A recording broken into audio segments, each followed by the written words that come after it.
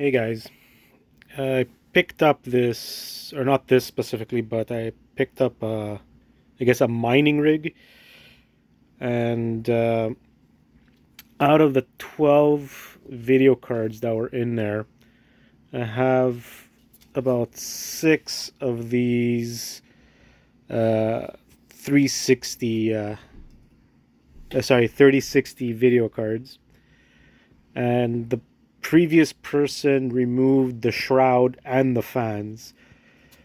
And as they are, I can't really sell them as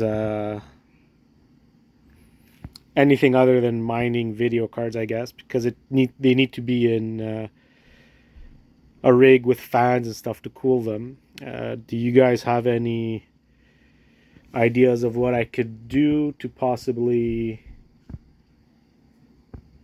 make this into a functioning video card? If you guys have any ideas, let me know in the comments. Thanks.